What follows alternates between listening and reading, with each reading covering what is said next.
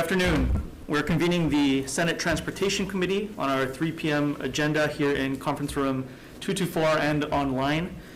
We do have a number of bills on the agenda today, so we do have a 2-minute limit for testifiers, after which we'll cut you off to make sure that everybody has an opportunity to testify.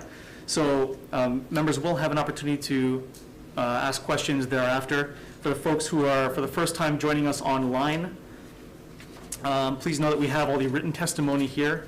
So if you have not submitted that, make sure that you follow up with our staff, and we'll make sure that everything's accounted for. Finally, if the meeting's cut off for whatever reason due to connectivity issues, just know we'll be rolling all of the bills from whatever point we're at that point onto our agenda next week, Tuesday, February 9th at 3 p.m. So with that, why don't we get right into it? Up first is... You want to introduce those online? Oh, sure. Members. Yeah, so joining us, so obviously here in the room, myself and our esteemed Vice Chair, Senator Inouye. Online, Senator Kurt Favela, looks like Senator Kalani English, and we may be joined by a couple other members in due course. So with that, let's get into it. Up first is Senate Bill 998 relating to the Honolulu Authority for Rapid Transportation, which grants voting rights to members of the board appointed by the President of the Senate and Speaker of the House. And testifying first for us this afternoon is IBEW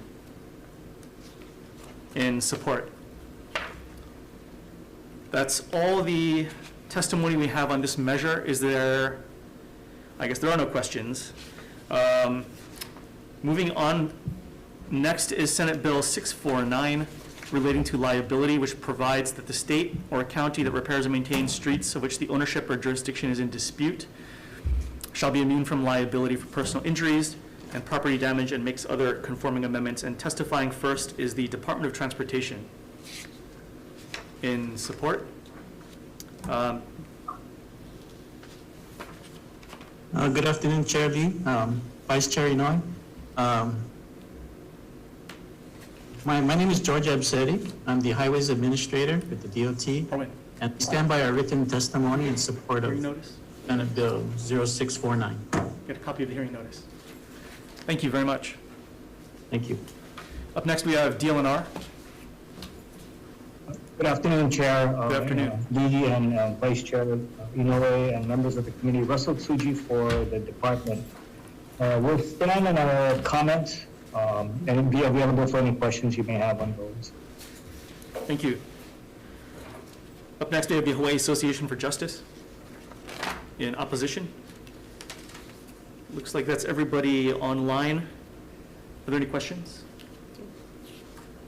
If not, thank you, everyone. Let's move on to the next measure, SB 1008, relating to autonomous transportation, which establishes the Autonomous Transportation Task Force at DOT. And testifying first is the Department of Transportation. Hi, Chair Lee, George Abseri again.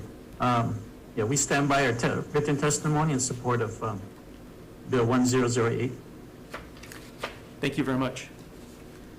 Up next, vehicle associations with comments. Philip Lately with vehicle associations.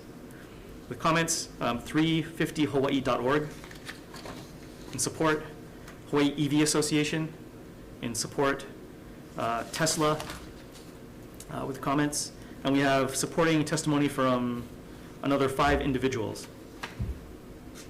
So that's all our testifiers. Are there any questions? If not, thank you. Let's move on to the next measure, SB 761, relating to mopeds, which requires a transition to silent clean mopeds by 2022. Testifying first on this is the State Energy Office. Hi, this is Chris Junker on behalf of the State Energy Office. We stand by our testimony with comments and stand by for any questions. Thank you very much. Up next, Mopeds Direct in opposition, Blue Planet Foundation in support, Moped Doctors in opposition, Apex Motorsports in opposition, and these are just going to be in opposition. Retail Merchants of Hawai'i. Oh, I'm sorry. Good afternoon. Joining us, can you please identify who you're with? I've just lost track and I'm not quite sure. I'm sorry, I'm Manawa Sato, I'm with Moped Doctors. Am I allowed to speak in testimony? Yes, please, go ahead. Good afternoon, honorable senators, esteemed industry colleagues and concerned witnesses. My name is Manawa Robert Sato. I'm the operations manager of Moped Doctors, a local moped business. We've been here for over a decade, and I'm also a safety inspector for Moped Safety Inspection number 1926. I worked with Hawaii DOT's Hawaii Safety Manager, Mr. John Lovestess, back in 2016 to help refine sound measuring procedures for the new Moped Safety Inspection program. As a representative of a local moped business and an expert on two-stroke, four-stroke gas and electric mopeds, we oppose SB 761 and advise it be deferred because of the following. Electric mopeds are far from an adequate substitute for Hawaii's gas-powered moped riding community, as they cost more, are range limited, take much longer to recharge with no built-in recharge infrastructure and with slow improvements. 2, quiet, economical, low carbon footprint, gas-powered, four-stroke mopeds already exist as an ideal compromise with minimal noise and ecological impact, greater practical usability, and is cheaper for the average user than any electric moped is. 3, the solution to moped noise pollution is not blocking the sale of the newer generation, quieter, more eco-friendly four-stroke gas mopeds that are currently out there, but to have law enforcement and police implement a coordinated, consistent, long-term campaign targeting loud outlaw mopeds with tickets, arrests, repossession, and other measures to reduce and eliminate this source of noise pollution and community concern. This bill will also have a major negative economic impact on scores of moped-reliant businesses, and hundreds of jobs that bring millions of dollars to Hawaii's local economy will not only be reduced, but a lot of them might actually be going out of business too. That is why we at Moped Doctors oppose this bill. Please see my written testimony for more details as I stand on that. Thank you very much for your time. Thank you very much. Do you have any questions? We'll get to questions after everybody, well, actually in this new format. Doesn't matter, whatever. Whatever. Yeah, why don't we come back to questions at the end of all the testifiers in this measure? Thank you. Up next, Apex Motorsports. Hi guys, it's my first time doing this, but you know, whatever Moped Doctor said, everything is true what he said. But my concern is we never got any warning on this. I just got a notice on this maybe 24 hours ago from my warehouse guy. So I mean, this is just, the timing isn't right. And like Rob said, the electric moped is not ready yet. We don't have a charging station anywhere they could charge. And the force you guys are talking about on the bill saying the two-stroke are allowed. We banned the two-stroke maybe about 5 years ago already, the DD50. They're the loud one.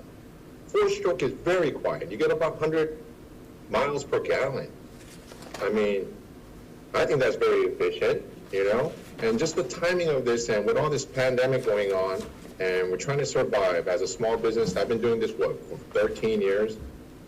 Started up my own entrepreneur with my own business, starting this stuff, and it's doing good. Then we got this pandemic. Now I got this bad news like just 24 hours ago. Give us some more time with this. There's motorcycles out there, Harleys out there, way louder. Four-stroke is the best way to go right now. All the students love it. HBU, UH, parking is like the best way to park it. And just for me to get this warning, like this email from my warehouse guy like 24 hours ago, I was just like, what? What is this? Just last minute you guys are doing this. Anyway, that's my concern, and everything that Rob said, that's good. Thank you. Thank you. Testifying next, Retail Merchants of Hawai'i. In opposition, we have additional testimony from Hawaiian Style Rentals. In opposition, Mike Rosenman, Wendy Duffin, Glenko Ishigawa. There's somebody. Oh, I'm sorry, looks like Mr. Bingham. Are you testifying on behalf of Hawaiian Style Rentals? Yeah, I am. Oh, please, go ahead. Okay, cool. Thank you. I've owned and operated Hawaiian-style rentals and sales in Waikiki for the past 16 years. We specialize in two-wheeled and three-wheeled moped rentals, are the island-wide distributor of the Genuine line of scooters, where we sell new and used mopeds in Honolulu, and supply neighbor island dealers with mopeds on Maui, Hawaii Island, and Kauai. I oppose Senate Bill 761. The electric mopeds proposed as an alternative won't fill the void created with this bill. An e-moped only has a battery life of 30 miles, requires hours to charge, is at least double the cost of a normal moped. The price, range, and charging limitations will cut our target audience significantly, and there will still be people modifying their old mopeds and creating noise pollution. With regard to my rental business, it will be impossible for me to keep the same business model. Current rental mopeds get almost 80 miles to the gallon and can simply be filled up with gasoline and ready for the next customer in no time. Renters don't have the resources to simply charge the battery when they're making a stop at a beach, shopping, or going for a hike. They'll be limited to the range of the battery, which means they will have fewer options for places to visit. This will ultimately result in fewer rentals for us, higher costs of doing business, and less income for our industry in the state of Hawaii. There are also no electric alternatives for our three-wheeled mopeds, the scoot coupes. They're the only three-wheeled mopeds in Hawaii and a great alternative for people who want to ride together. The statement about two-stroke mopeds producing thousands of times more pollution is simply untrue. The EPA's emission restrictions were tightened significantly during the Obama administration. It's been practically impossible to introduce any new two-stroke mopeds into the market. In 2017, Act 200 came into law requiring all mopeds to receive an annual safety check and registration. Part of the new safety check rules in Act 200 required the exhaust to be no louder than 100 decibels at half throttle. The current legislation is working, guys. Since Act 200 came into law, there have been no new moped shops that modify mopeds around, and they're slowly dying. The mopeds of this bill is trying to get off the road are an extremely small percentage of owners who find pleasure in modifying old mopeds. The issue really lies in the enforcement by the safety inspectors, the police, and the community inspectors. If this bill does become law, it will put many small local businesses out of business, make owning a moped more expensive and less desirable. The unwanted noise pollution will still persist. I appreciate your time. Thank you very much. We had additional testimony from Solomon Abdul and Kirk Powell's in opposition. And that is all the testimony we have in this measure. Are there any questions? No. No. No questions? If not, I just have one for the first gentleman, Mr. Sato from Moped Doctors. Did you put my video on? My video on? Can we you guys hear bring me? Mr. Sato back? Okay, I'll put my video on. thank Can you. you see me? Yep. Oh, thanks. Yeah, Thanks very much what for is your, question? I'll be more than glad to answer your question. What is that? yeah, thanks very much for your testimony. I think the intent here was obviously to address noise, to address pollution, a bunch of the stuff that you and some of the others had spoken to. Clearly, in some of the other cities around the world, in Asia and other places, they've transitioned from where we were with 2- and 4-stroke engines to 100% electric, almost overnight in some places like Beijing and other big cities where there's millions of people. I'm just curious if you guys have any idea how that was done and ultimately where they're at now. I'm really glad you asked that question because I've done my research not only on Hawaii's moped scene, but the mainland and internationally too. And I've also studied the progress of electric mopeds. Most of the moped models that they've seen are basically commuter stations that are designed to work in a very small localized area. In Hawaii, most people who use mopeds rely on them for general purpose transportation almost as a replacement for a car and a vehicle. So people in the areas that you hear about are often hit by, like in China, Beijing had tremendous air pollution, much worse than our air pollution. And our air pollution is very, very small. And the impact that 16,000 existing registered mopeds have compared to the 500,000 combustion engine cars out there, if you remove the ability for us to have those combustion engine mopeds, you're gonna have almost no difference in impact on improving the air quality in Hawaii, which is great anyway. Thanks, I appreciate that. I think the question that I was getting at is from a shop owner's perspective or a business owner's perspective, how are you familiar with anybody over there who successfully made that transition? Because obviously they all had to pretty quickly. They did so in a way that was implemented because they had corporations come in. It wasn't done by small business people. It was done by large corporations and government. And basically, small businesses didn't have much say in those markets. And they basically were forced to transition in a sense that basically it was done as a commuter alternative, just like how we have Biki here in Hawaii. Most of the electric moped transitions are done like that in small localized areas, which are very different in terrain and temperature and climate from Hawaii. And because of that, the implementing and replacing gas mopeds with electric mopeds forcibly before gas-powered cars are even removed from the road doesn't really do much service or make a lot of difference in terms of improving the economic or climate impact for Hawaii. And because we are a unique situation, Hawaii is a unique situation. We kept bringing two-stroke mopeds in for years. We stopped doing that in 2015. All those loud guys who are causing all these problems, those guys are outlaw mopeds. They're not part of our market. Now, I know you're trying to ask about being able to transition it. Quite frankly, electric mopeds may have the ability to replace gas-powered mopeds in the future in our market, but at this time, they are far from perfect. And at this time, I don't think, quite frankly, it's not going to be possible to transition until they're able to beat the problems that we all mentioned earlier. And at this time, I believe that Hawaii does not have the disadvantages those other markets did. We are a unique market, and I believe that continuing the use of four-stroke gas-powered moped, which can get 100 miles a gallon and have minimal carbon footprint, is a very good compromise because they are better for the environment than hybrid vehicles. Mr. Sato, And sorry, they're very close to electric bikes in terms of their advantages. Plus, they have advantages that electric vehicles do not. thanks. Yeah, let me cut you off there, and I appreciate your question and answer. We are on a long agenda, so thank you for the discussion. Are there any other questions on this measure? If not, all right, thank you very much for the discussion. Let me also introduce, for those online, Senator Maile Shimabukuro from the west side of Oahu. As we move on to the next measure, Senate Bill 755 relating to transportation, which requires lessors of rental motor vehicles to include an option for the renter to contribute a sum to protect the environment. Testifying first is DLNR. Good afternoon, committee, chair and vice chair. Irene Sprecher here with the Department of Land and Natural Resources on this measure. We can stand on our testimony in support and are available for any questions. Thank you very much. Up next on 755, the Trust for Public Land. In support, we have, I believe, Ms. Lum for Avis. Good afternoon, Chair, the Vice Chair, and knowing members of the committee. Avis budget is in opposition to this bill. It would be an administrative burden for us to implement and maintain records and submit contributions to accommodate consumers who may check this option.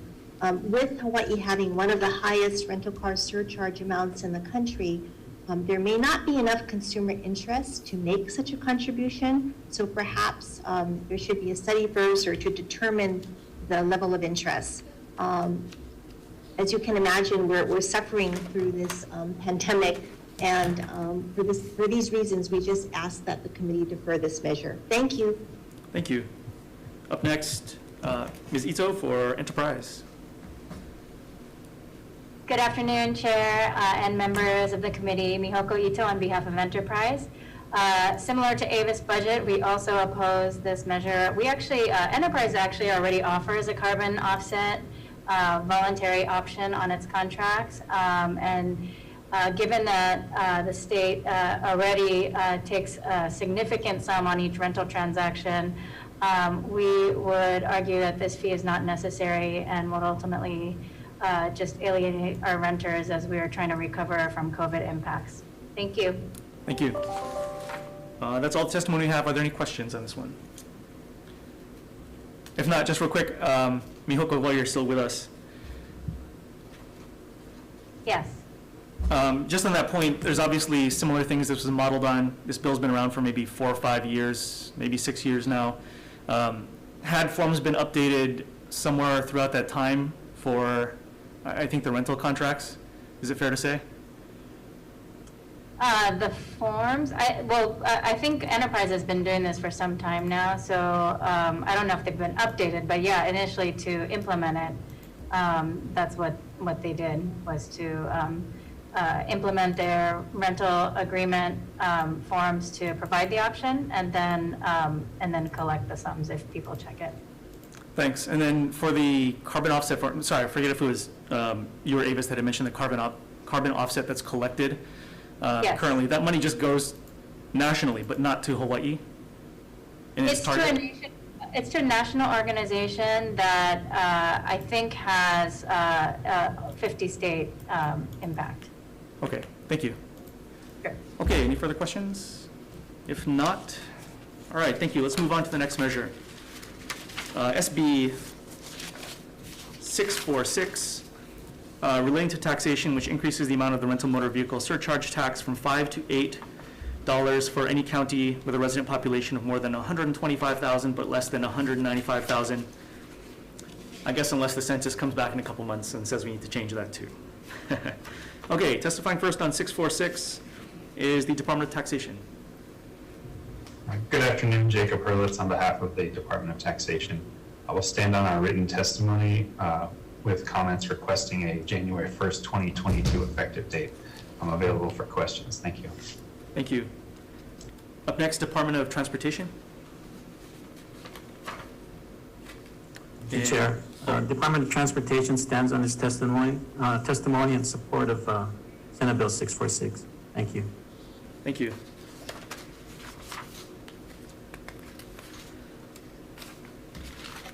And up next, Tax Foundation. Thank you, Chair and members. Tom Yamachika from Tax Foundation of Hawaii. We would like to stand on our written testimony and be happy to answer any questions. Thank you. Ms. Lum with Avis? In opposition? We are. Oh, sorry, go ahead. Yes, I was going to say yes. We are in opposition to this bill. You'll remember that in 2019, the legislature increased the amount of the rental motor vehicle surcharge tax from $3 to $5, and another $3 increase could lead to an overall decline of transaction days and just will add to our financial hardships. Avis Budget Group's Hawaii operations suffered a significant revenue loss due to the pandemic and are still trying to recover from that. We do have partnerships with local businesses that travel between the islands, and that helped us a little. But of course, this bill, if passed, would adversely impact those businesses as well as visitors. So we would just request that you, we ask for your consideration in allowing the industry to recover before additional fees and increases are considered. Thank you for the opportunity to testify. Thank you. Testifying next, Enterprise. Good afternoon again, Mihoko Ito on behalf of Enterprise. Similarly, we oppose this measure. I think for Enterprise, just to give you a sense of the magnitude of the losses that they've sustained, at the height of the pandemic, Enterprise business overall was down 95%. Today, it's at about 75% of what it was. 75% down still. Compared to what it was this time last year. So the industry has suffered layoffs. The rental days are returning slowly, but are still, the company has been able to hire back some of its workers, but certainly not all. So there's certainly the fact that they've had to lay off a significant amount of their workforce. And as far as an increase goes, while rental cars comprise only 5% of the total cars on the island, they pay the amount they pay in terms of the surcharge tax represents 26% of the highway fund.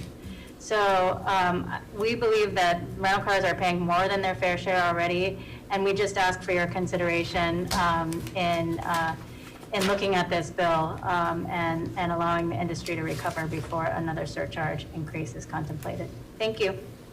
Thank you. Up next, the Maui Chamber of Commerce in support. That's all the testimony we have. Are there any questions? Any questions from anyone online? If not, I have one just briefly for Department of Taxation, if you're still in the room. I'm still here. I'm sorry, my mistake, Department of Transportation. Apologize. Yes, Chair. Thanks very much. I think as we heard from one of the testifiers a minute ago, rental car fees comprise a decent portion of all the funds used for highway stuff in general. Theoretically, this would raise funding for Maui infrastructure, presumably. I guess my question is, from the department's perspective, what sort of projects or where would that be going?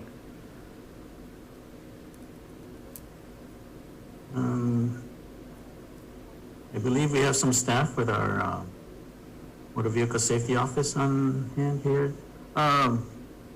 John or Christy, would you folks know?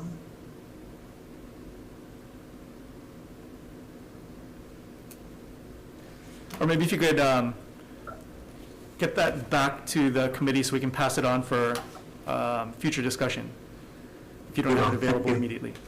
Thank you. Okay, any further questions? If not, thank you very much, everyone. Let's move on to the next measure, which is SB 615 relating to rentals of mopeds and motor scooters, which requires mopeds and motor scooter rental companies to ensure the rider wears a safety helmet under most circumstances. And testifying first on 615 is the Department of Transportation. Thank you, Chair. Department of Transportation stands on its testimony in support of 615. Thank you. Thank you. Up next, Honolulu Police Department. Good afternoon. Good afternoon, Chair, Vice Chair, committee members, Major Walter Ozeki with HPD. We do stand on our written testimony in support of this measure. We did list a concern in our testimony. Also a second concern that was brought up later that's not listed in our testimony, and it has to do with the enforcement of this bill. Because it's limited to just rental vehicles, unless rental vehicles are somehow, rental motor scooters and mopeds are somehow easily identifiable, it would be difficult to stop these vehicles for enforcement purposes unless there was some other violation that was attached to it. Being able to stop it just because they're not wearing a helmet would be difficult because you couldn't differentiate between private owners and rentals. In the case, private owners would be able to legally operate it without a helmet. That's all we had. Thank you. Thank you very much. Up next is AAA Hawai'i in support. We also have additional supportive testimony from 37 individuals, as well as one testimony in opposition. I guess for the tech crew, can we just, are there others who are wanting to testify from that list? Or how many folks do we have on the waiting room? I have nobody else for that list on the Zoom call. Okay, thank you. Chair, did you call AAA? Yes. Oh, okay. Yeah. Okay, so that's it. That's all our testifiers. Are there any questions? If not, thank you. Let's move on to the next measure, SB 1291 relating to transportation, which includes autocycles equipped with handlebars and the definition of motorcycle in the Hawaii Safety Act, and exempts motorcycles and motor scooters with partially enclosed cabs from the safety helmet requirement. And testifying first on 1291 is the Department of Transportation. Thank you, Chair. Department of Transportation stands on its written testimony in opposition of Senate Bill 1291. Thank you. Up next, Arkimoto, Mr. Sheltron.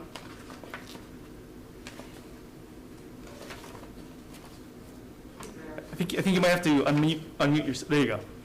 Okay, how about that? Does that work? Good to go. Okay, thank you. My name is Joel Sheltron. I previously testified before the Senate Transportation last year on a very similar bill and participated in a demonstration for legislatures in the Capitol where we took the Arkimoto and took people for a ride.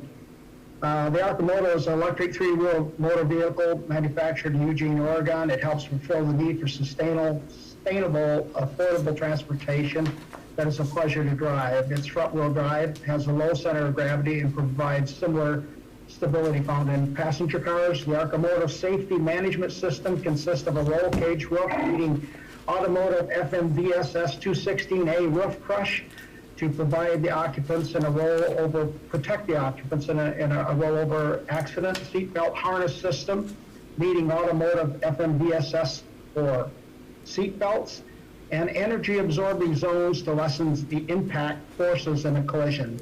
The Arcimoto uses handlebar steering in place of a steering wheel.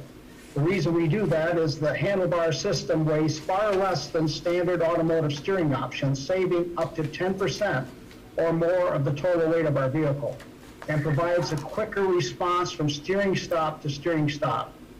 Unfortunately, because Arcimoto has handlebars for steering, it does not meet the classification of autocycle.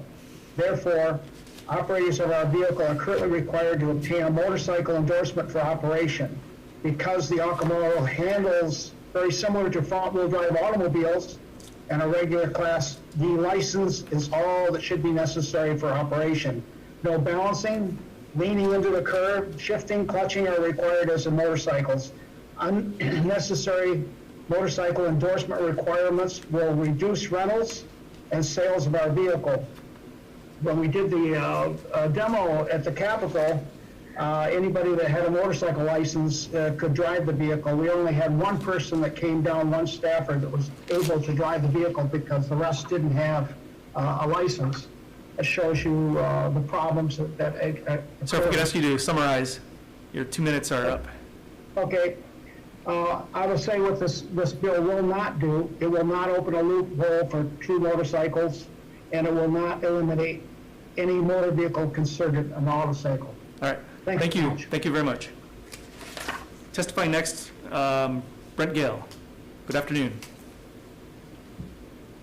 Oh, if you could unmute yourself as well. All right. Let me see if I can figure out how to do that.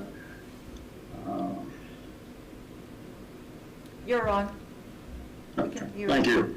Am I on? We can hear you. Okay, thank you. Chairman and honorable committee members, my name is Brett Gale. I'm an energy consultant here on Maui. I previously testified before this committee, submitted testimony before this committee and the Public Utilities Commission and elsewhere. If I heard correctly, do I understand that the DOT has filed testimony in opposition to this bill? If so, I'm very surprised.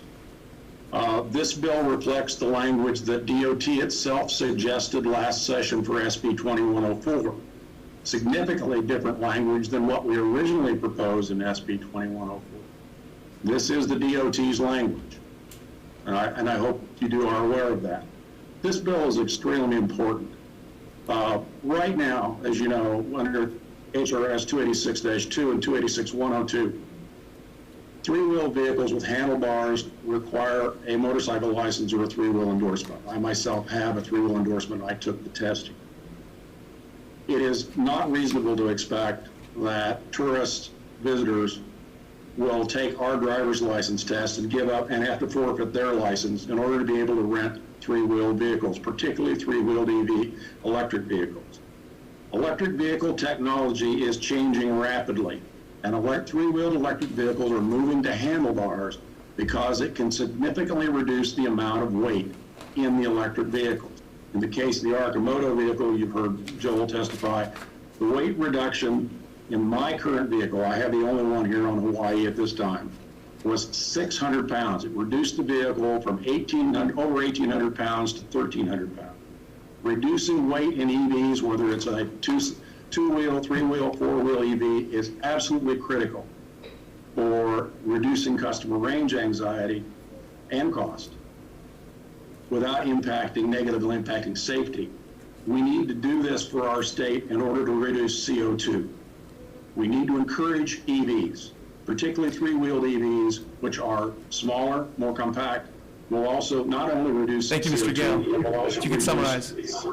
Would also reduce both traffic congestion and parking congestion. For that reason, I strongly support this bill. Thank you. I'd like the opportunity to respond to DOT's testimony after I have a chance to read it. Thank you.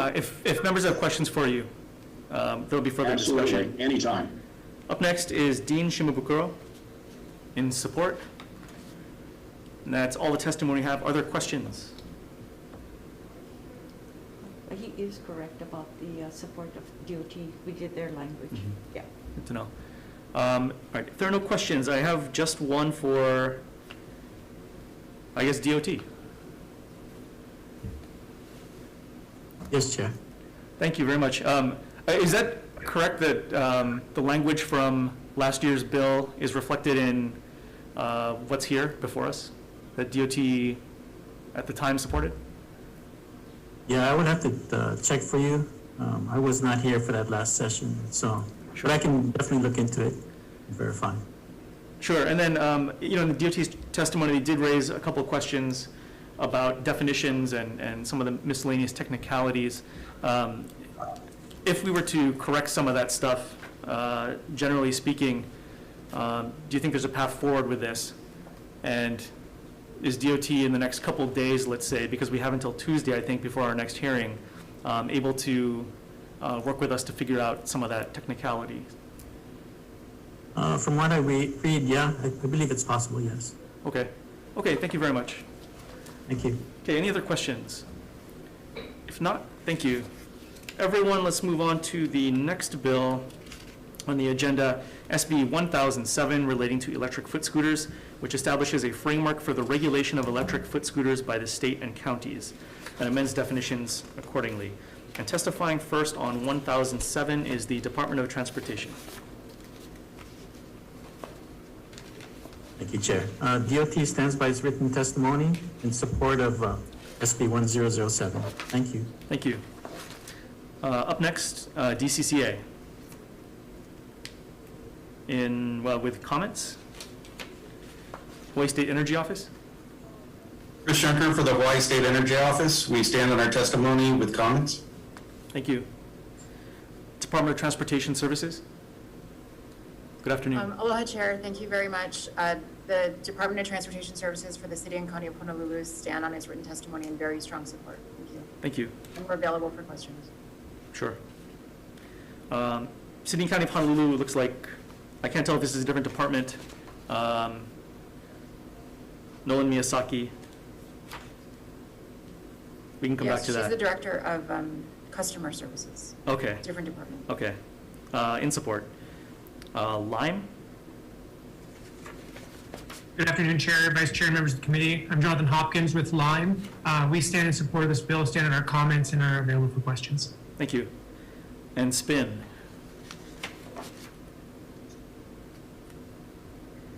Good afternoon, Chair Lee, Vice Chair Inouye, members of the Senate Transportation Committee and staff. My name is Brianna Bledsoe, Senior Public Policy Manager for SPIN, and we are excited to support SB 1007, which will make Hawaii the 47th state to legalize electric foot scooters.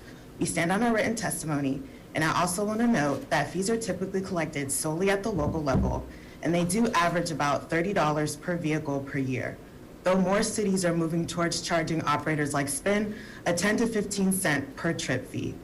We are also happy to work with the committee and staff on a fee structure that would be advantageous to Hawaii, feasible for e-scooter companies, and provide a safe, affordable, and accessible form of green transportation. Thank you for the opportunity to testify, and I'm happy to answer any questions you may have. Thank you. Thank you. That's all the testimony we have. Are there any questions? All right, if not, thank you, everybody. Let's move on to the next measure, SB 581, relating to traffic, which permits a bicyclist to proceed through an intersection from a right turn lane under certain circumstances. And testifying first is the Department of Transportation. Thank you, Chair. Department of Transportation stands by its written testimony in opposition of Senate Bill 0581. Thank you. Thank you. And we have the EVA Neighborhood Board number 23 in support. So all the testimony we have is, are there any questions? Just real quick for Department of Transportation.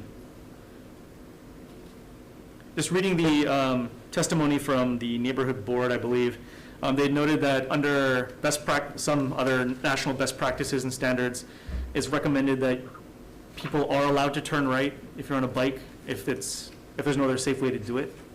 Is that something that the department's taking a look at?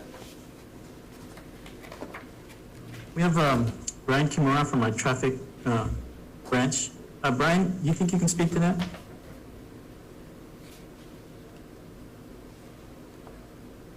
Yes.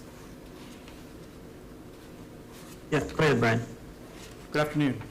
Under certain circumstances, we can see allowing that, but it has to be in a right configuration where we're not increasing the conflicts in the intersection, because there are many intersections where there is a configuration would increase the conflicts, and it would not be up.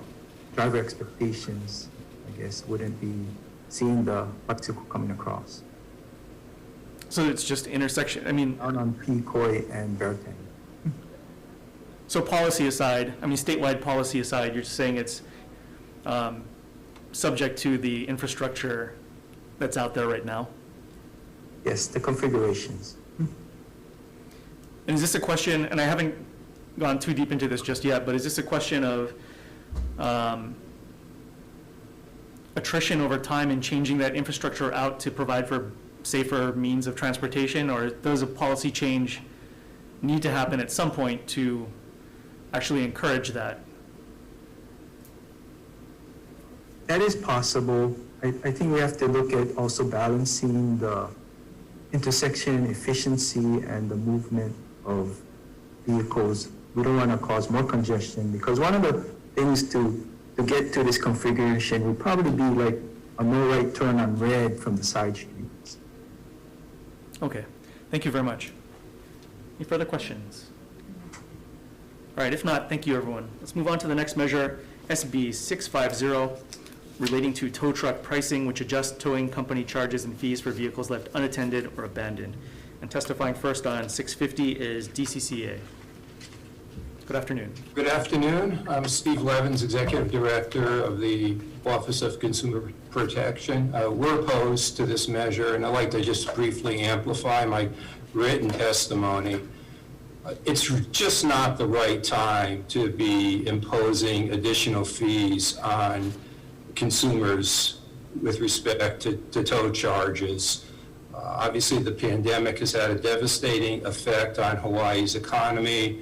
Our unemployment rate is the highest in the country, and what this bill is trying to do is effectively raise the rates about 35%. To give you a concrete example, say a car gets towed vis-a-vis a dolly tow, and it's towed 10 miles to the yard, and there's 1 day of storage. Right now, the charge would be about $175. With the fees that are being sought right now, it would be $235. So that's a significant increase in fees. It comes out to about 34 or 35%. And that's not even considering the other fees that the industry is seeking with this bill. It's just not the right time, the economy being where it is, and we don't think it's justified under present circumstances. Thank you. Thank you. Testifying next, Hawaii Insurers Council. Chair Lee and Senators, thank you for the opportunity. We stand on our written testimony offering comments. Thank you. Thank you.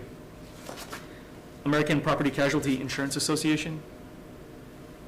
In opposition, Geico. In opposition. And we have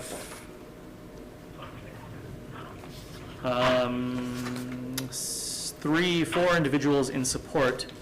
I see Mr. Dayton on. Oh, you're with Geico, Mr. Dayton. Oh, got it. Please go ahead. Sorry, Chair Lee. My apologies. We testify in opposition. Huge increases. I laid out the percentages there. There were actually 2 bills on towing last year, and the one that tied auto accidents into the towing rate structure had 0 testimony pointing out that rates were inadequate. This is a huge increase. So we're happy to answer any questions. Thank you. All right, is that all the testimony we have in this measure? Yeah, I noted the 4 individuals in support. Is there anyone else online with us? Sure. Chair? All right, if not, what do we, Senator Favela. yeah, Senator Favela. Yeah, I understand, the opposition. I totally, can sympathize, with the pandemic and the amount of testimonies, the previous gentleman just said that didn't have. But, I have family, and I used to be a tow truck driver, but the increase on tow truck fees and costs haven't gone up for years. And, when is it going to be a good time for these companies? They're also hurting in the pandemic themselves, trying to make ends meet as it is. So I looked at this bill and I thought it was a reasonable ask, because, like they said, like the guy said before, nobody came and testified saying about it not having enough increase on the fee. They're asking now, because I think it's just be fair. I mean, it's fair all around.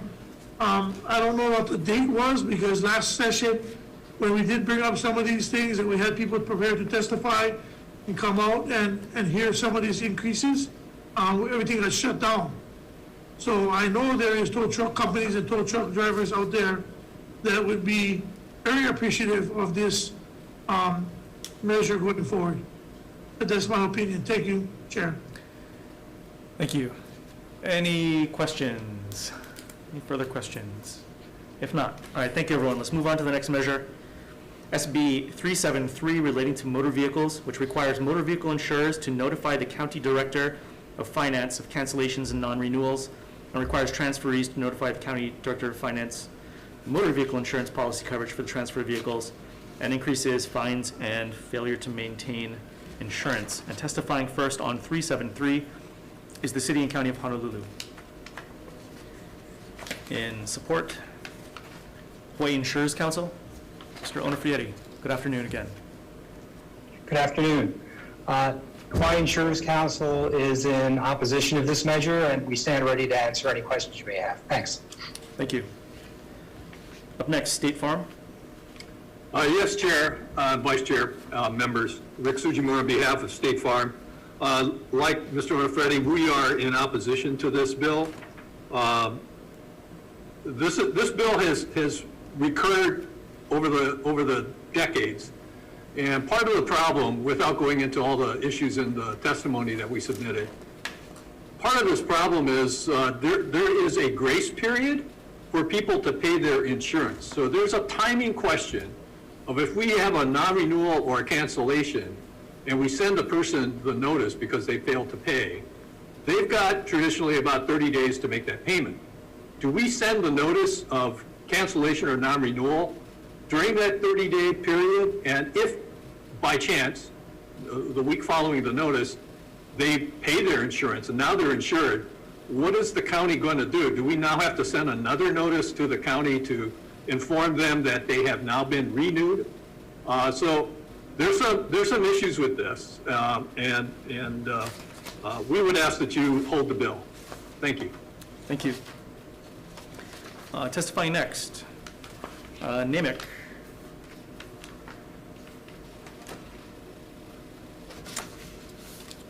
In opposition, American Property Casualty Insurance Association. Also in opposition. That's all the testimony we have. Are there any questions? All right, if not, thank you, everyone.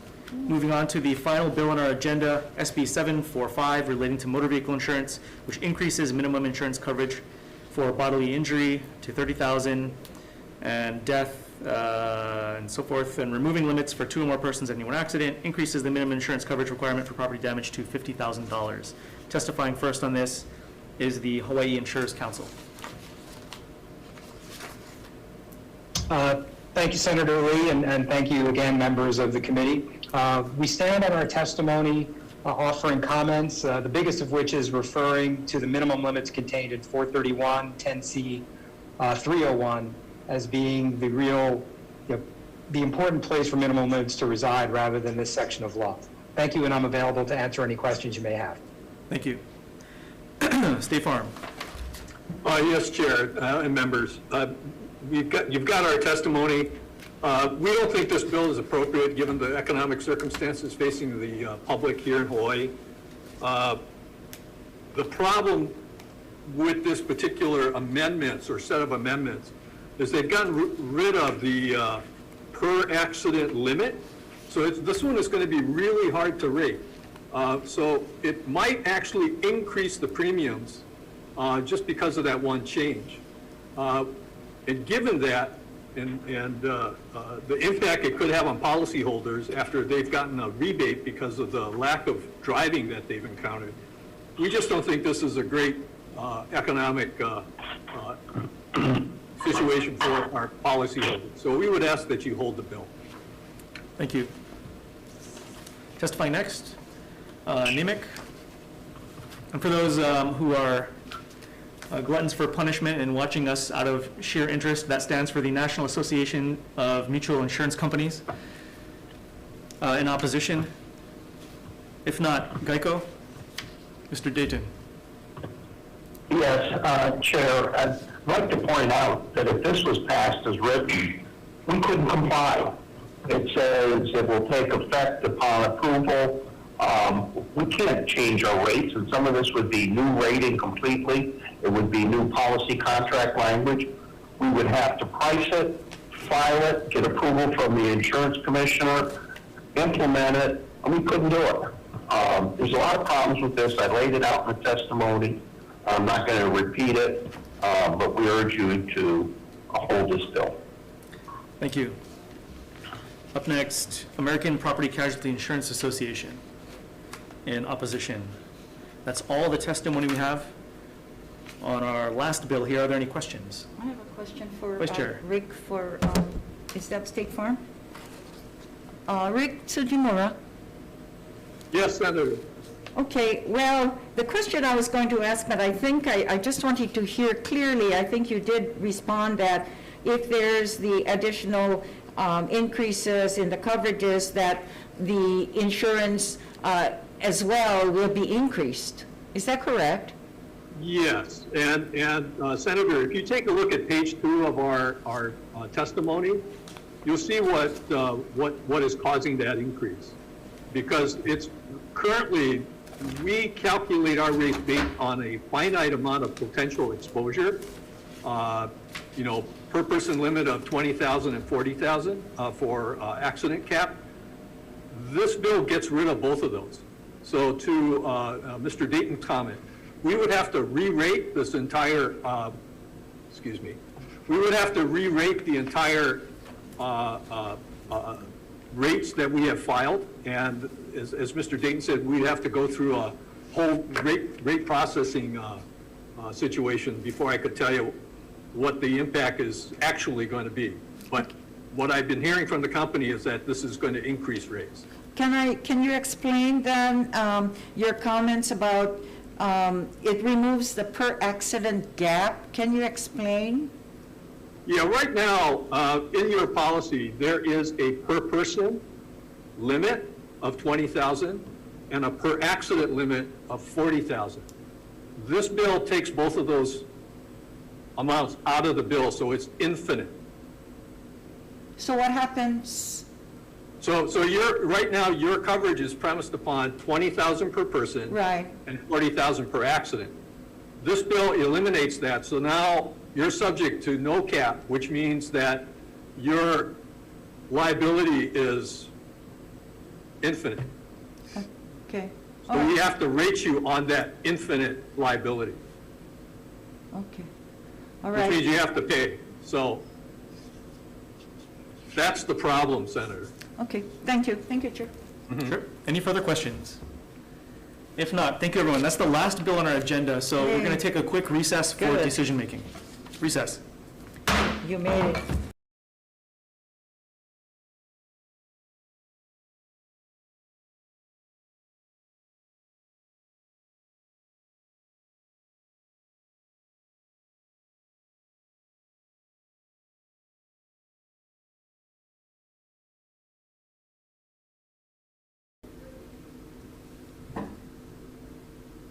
Okay, Chair, in 5.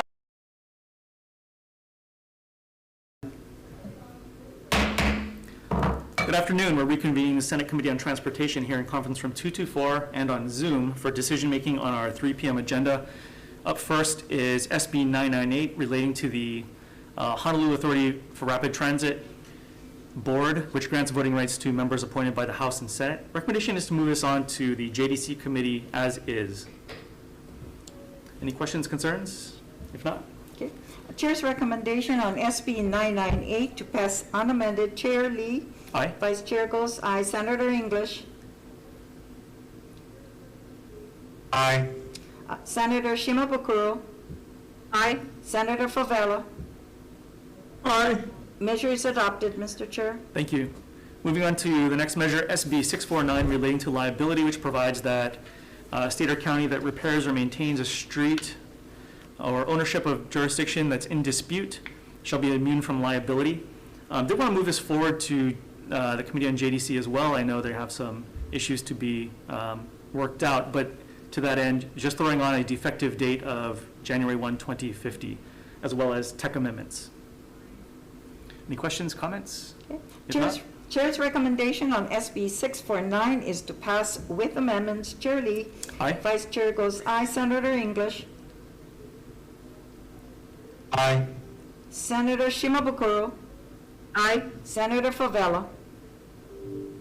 No. Okay, 1 second. Measure is adopted, Mr. Chair. all right, thank you. Moving on to the next measure, SB 1008 relating to autonomous transportation, which establishes a permanent task force to address autonomous transportation in DOT. Recommendations to move this forward, just making tech amendments. Is that right? Yeah. Yeah. Okay. Any questions, comments? If not, Vice Chair. Chair's recommendation on SB 1008 is to pass with amendments. Chair Lee. Aye. Vice Chair goes aye. Senator English. Senator English. Is it on? Aye. Yes. Thank you. Senator Shimabukuro. Aye. Senator Favela. Aye. Okay, measure is adopted, Mr. Chair. Thank you. Moving on to SB 761 relating to mopeds, which requires a transition to silent clean electric mopeds. Appreciate the comments from some of the testifiers. There's a lot of work to do here, so for the time being, let's defer this measure. Moving on to SB 755 relating to transportation, which requires lessors of rental motor vehicles to include an option for folks to donate to the state for DLNR. Want to move this forward, kicking out the effective date a year to give the folks in the industry some reprieve and time to update their processes to address that. So we'll just be changing the effective date, but recommendation is still to move it forward. Hopefully we can capture some revenue for DOCARE. Chair's recommendation on SB 755 is to pass with amendments. Chair Lee. Aye. Vice Chair goes aye. Senator English. Aye. Senator Shimabukuro. Aye. Senator Favela. Aye. Measure is adopted, Mr. Chair. Thank you. Moving on to SB 646 relating to taxation, which increases the amount of the rental motor vehicle surcharge tax from $5 to $8 in counties with populations between 125,000 to 195,000. Understand this is issue with a lot of history here. Noting that there's some concern over rental fees and COVID and the nexus of where we're at right now. I did want to move this on for further discussion, changing the effective date to January 1, 2050. Also, we'll note in the committee report that should this measure move forward in future committees, that it's our intention here in this committee that the actual effective date of the bill be kicked off a year or two to provide time to recover from COVID, as well as tech amendments. Okay, I think we're getting into. Getting a little bit of feedback here from another committee. Okay, okay. Okay, any questions, comments on this? If not, Vice Chair. Chair's recommendation is to pass SB 646 with amendments. Chair Lee. Aye. Okay, Vice Chair goes nay. Senator English. Aye. Okay, Senator Shimabukuro. Aye. Okay, Senator Favela. Aye. Okay, measure is adopted, Mr. Chair. Thank you very much. Up next, SB 615 relating to rentals of mopeds and motor scooters. This requires all people renting scooters and mopeds to wear helmets with limited exemptions. I'll note this goes on to the Consumer Protection Committee. This one? Yeah. This one here you had with amendments? Yeah, that's right. Yeah. Okay, thanks. Yeah, this one, we'll have to make some tech amendments to this as it goes forward. Any questions, any comments? Okay, that was 651, yeah? Chair, Okay. Yes, Senator Favela. only one quick one. I mean, the only thing that, I guess, like, Honolulu Police Department said, just the enforcement part, I guess it's gonna be kind of hard to do, so, that's the only thing that I comment that I have to make. Sounds good, thanks. And we can note that in the committee report for the next committee to take a look at.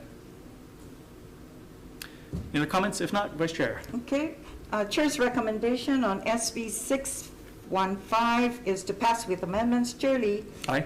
Vice Chair goes aye. Senator English. Aye. Senator Shimabukuro.